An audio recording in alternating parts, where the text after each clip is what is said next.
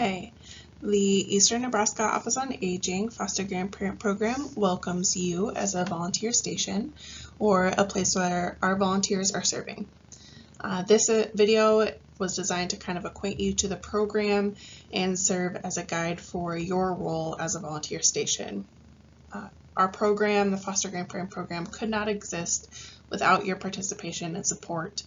The continued success of our program is dependent upon community partners such as you, and so we want our foster grandparents to act in a professional and courteous manner, as well as being able to keep open lines of communication. I know that your time is limited and very important, and so I'll try to keep this brief, but this is just a little overview of what our program is like. A little basic introduction. Our foster grandparent program was started in 1965. It is a nationwide program, so basically in all of the major cities in the United States there is a foster grandparent program. We came to Omaha in 1976, and we serve 5 counties, which are Dodge, Douglas, Sarpy, Cass, and Washington counties. Our mission is to serve and provide positive role models and support for children needing special attention, but then also to provide an opportunity and purpose for individuals age 55 and older to serve their community. Currently, we have about 50 volunteers serving, but we're still trying to build it back up from COVID, so typically we shoot to have around 65. All of our volunteers receive 4 background checks before they have to clear those background checks before we will train them or accept them to be a volunteer. Those are the National Sex Offender Registry, 2 Nebraska state checks, as well as FBI fingerprints. Our volunteers receive a small hourly stipend for their service and transportation reimbursement, just a little bit to help them out because they are all lower income. Because of this, all of our volunteers will have a timesheet that they will fill out and then have you or someone at your school or center sign off each month. Volunteers receive orientation training before they ever start serving, before we ever place them at a school. They do 20 hours and then we place them monthly thereafter. If you have training that you would like your volunteer to have, please let us know and we will try to find a speaker for that.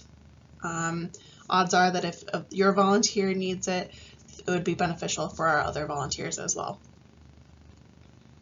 All of our volunteers serve between 10 and 40 hours per week, so they get to select their own schedule, so they should stick to that as best they can and should call you when they are absent. Volunteers receive personal time. They have the ability to take time off when the weather isn't very good. We have holidays, and they receive bereavement leave as well. So there are times where they may be gone outside of their schedule. However, we try to limit that as much as possible, and they should be able to come to the schedule that they agreed to. We have a policy of fair treatment for everyone involved in our program, so there's a 0 tolerance for any discrimination or harassment.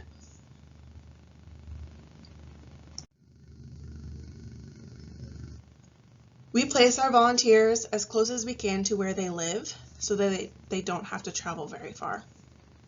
Many of our volunteers do not drive, or if they do, they just don't want to drive across town, so we place them as close as we can to where they live. However, there are other factors as to where we put our volunteers, what age they are wanting to work with, and what school or center or whatever it may be is willing to work with us.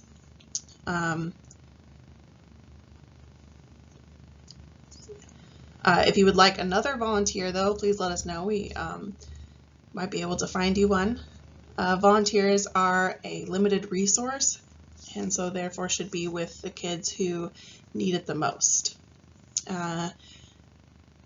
You select the students or kids that the foster grandparent will work with, and you should be selecting ones that have potential for significant improvement. based off of working with a grandparent. You know, we want our volunteers working with the kids who need them the most. All of the students that our volunteers work with, or kids, should have special or exceptional needs. This would include qualifying for free reduced lunch. We'll kind of go over this more later, but we have to check some of the kids that our volunteers work with to prove that we are doing what we say we are, that we are a benefit to our community. And so those kids that we track need to have a special or exceptional need, and that is pretty all-encompassing term.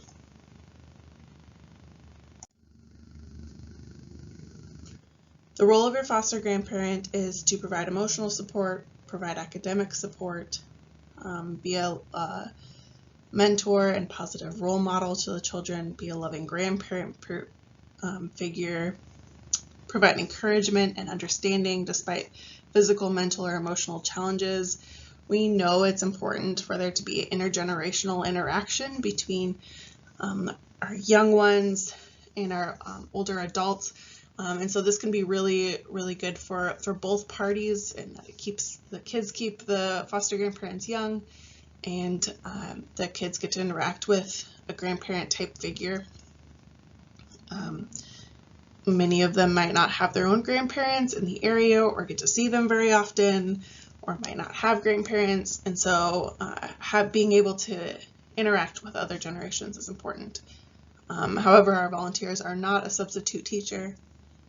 They are not a para or assistant, and they are not a custodian or cafeteria support.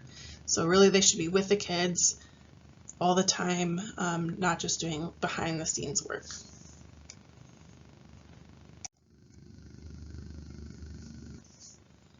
So each site should have a site supervisor. Typically that is principal, sometimes it's a counselor or assistant principal, sometimes it's a teacher. They serve as our liaison. They're the ones that we reach out to if we have any questions or concerns. They provide assignments or children for the volunteers to work with, kind of let the volunteer know where they should be all the time. They help us collect data and testimonials for our program. Like I said before, we have volunteer assignment plans, so we collect those. Also a volunteer performance appraisal or evaluation that we do once a year. And then also just stories of what the foster grandparent is doing and the good work that they are doing. Sometimes we need those stories. They also ensure volunteers are interacting with children with exceptional needs, and they notifying us, the program staff, when more training is needed. And like I said, signing those monthly timesheets.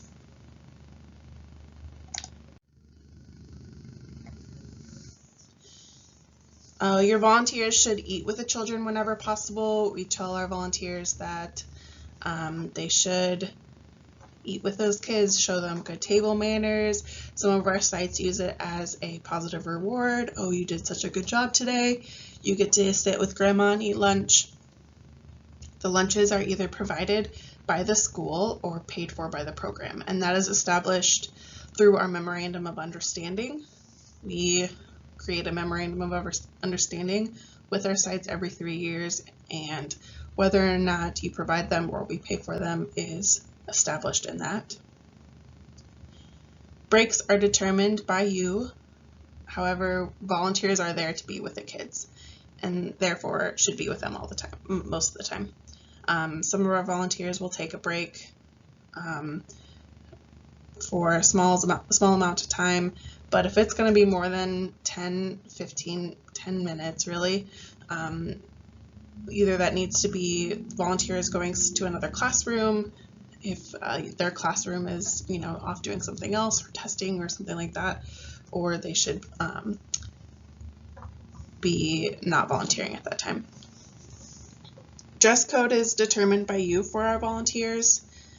Often volunteers follow the staff dress code, so if jeans are allowed, for your staff, they're allowed for our volunteers. We know some schools do special days, so Wellness Wednesdays, and you wear fitness clothes or whatever it may be. Just let your volunteer know those things as well so they don't feel out of place. Confidentiality. We require all of our volunteers to sign a confidentiality statement. They will not give out any of the information that they may become privy to as they are serving. When filling out the volunteer assignment plan, we only need an ID or an initials. I don't need to know the child's name. I just need some way to identify which kid it is. Pictures should only be taken by your staff for the volunteers. We don't let the volunteers take pictures of the kids or while they're volunteering on their own devices. So if you have pictures of that and you want to share with your volunteer, please do. They love to take those things home, but they should not be doing that on their own. Also, when we come and visit to check to see how things are going, volunteers should not be pointing out the kids that they work with. Oh, this is Henry and I work with him on this. They shouldn't be doing things like that. We don't need to know the specific information about kids, so we want to keep that as private as possible. Recognition, recognizing your volunteer. We hold an annual recognition luncheon at the end of May that you will be invited to.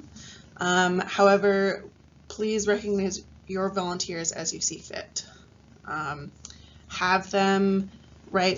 Have the kids write thank you notes to them, or give them a school shirt if you have extra. Give them a name tag that has your school on it if it's possible. Include them to be a part of your team whenever possible. We have asked volunteers how they feel most appreciated, and overwhelmingly so they say they feel most appreciated when you, their teacher or whatever, or the families thank them for their service and thank them for the time that they spend with their kids. So I can thank them all they want, but really it needs more when it comes from you.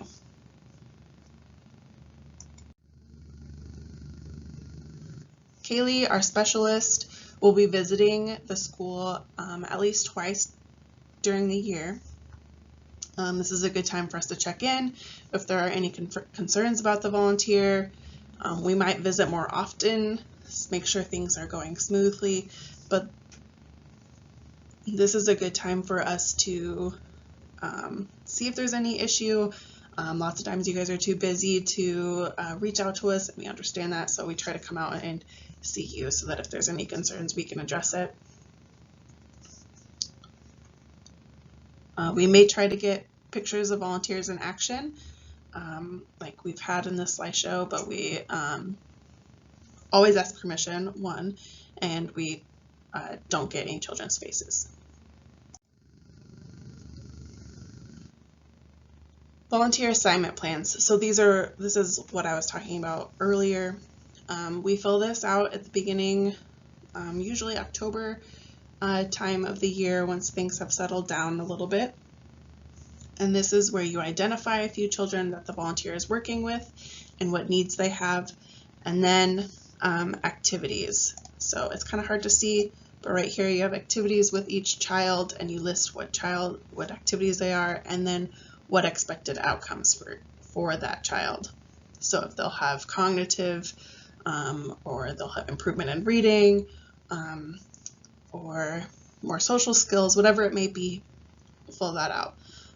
Then in the spring, we give it back to you and say, hey, these are the kids that you identified at the beginning of the year, just checking in. And on this section here, you'll do a double check mark if there was improvement, and then date it again as you review.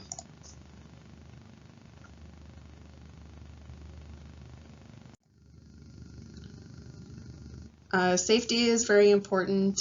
All of our volunteers have been trained on standard response procedure, but please show volunteers where to go for a fire, tornado, or lockdown drill. When possible, Give an adult chair for the grandparent, especially when they're working with those littles. The tiny chairs that work for them don't work for a grandparent who has trouble getting up and down anyway. Do not have volunteers do anything bad for their health. Some of our volunteers are not able to, because of their medication, go outside in the sun, so we don't make them go outside at recess. We find something else for them to do. And if a volunteer does have an accident, they fall down or get hit in the face with a ball during PE, please notify our office and let us know. We have a few things that are a prohibited activity that volunteers are not allowed to do. They should never engage in political activities or religious activities. So even if you are a religiously affiliated organization, our volunteers cannot participate in the activities that you do that are religious. Volunteers should not be displacing any employees. So sometimes we may ask, if our volunteer was not doing this, who would be doing it? If it is an essential task, it's possible that a volunteer might not be the one who's supposed to be doing that. If it is just like a benefit, there's a great that a volunteer or that someone is able to do that, it's a perfect thing for a grandparent to do. And volunteers should not be left alone with the kids or the students. They, like I said before, are not paras or substitutes, and so they shouldn't be left alone with the kids. That being said, all of the activities that volunteers do should be with kids. They're not there to grade the papers or work in the office. The time spent volunteering should be with kids, either one-on-one or in small groups or in the classroom or whatever it may be. They shouldn't just be in the back grading papers. They should be working with the kids. Sometimes something goes wrong, and if you do have a concern or a question about a volunteer, please reach out and let us know. Or if a volunteer does something that is against your rules or our rules, please just contact us and we'll be able to work it out. We'll try to address the subject with the volunteer, try to move forward. We may ask for all of us to meet so that we're able to communicate together instead of being a carrier pigeon a little bit, and we'll try to work towards a resolution. If that's not possible, sometimes it is, we will move that volunteer to either to another station or talk about retiring that volunteer, depending on the circumstances.